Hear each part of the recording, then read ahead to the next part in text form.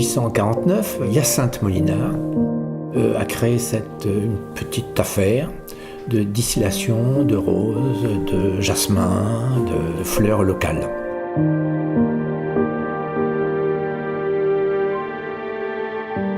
Ici donc, distilloir, structure Gustave Eiffel. Dans les années 1900, il y avait des beaux flacons.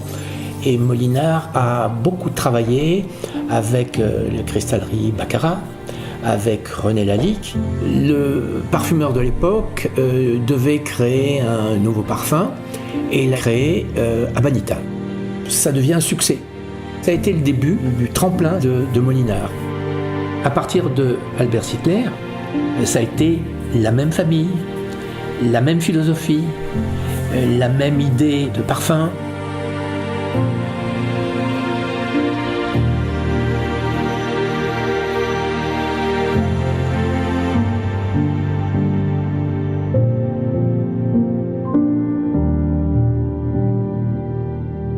Ici à Grasse, on continue à faire la rose centifolia, qui est quand même l'origine de la parfumerie et qui est une fleur d'exception parce qu'elle pousse dans une région exceptionnelle et parce que son parfum est très spécial, il est très cosmétique, il est très doux et c'est la joie des parfumeurs que de pouvoir utiliser ce type de produit.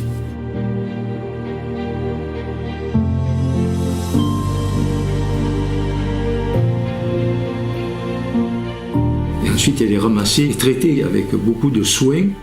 Et nous continuons à travailler d'une façon tout à fait traditionnelle, à savoir que les parfumeurs qui utilisaient ces produits il y a 50 ans, aujourd'hui vont avoir exactement le même produit.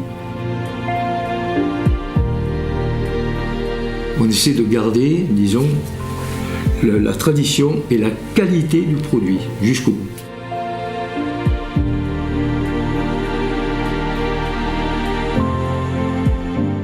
Ce qui va me permettre de créer un parfum, ça peut être un souvenir. Je vais vraiment puiser dans l'émotion et traduire cette émotion par une odeur, par des notes.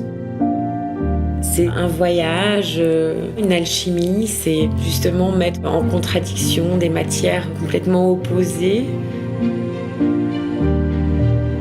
Et c'est avoir l'art et la matière de combiner toutes ces essences pour pouvoir offrir le plus précieux des élixirs.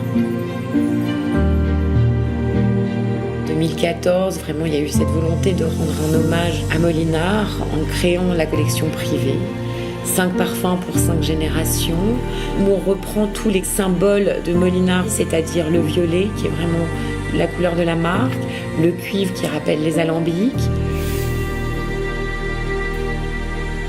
Ma volonté aujourd'hui, c'est vraiment de faire connaître la marque, de pouvoir la faire découvrir ou redécouvrir.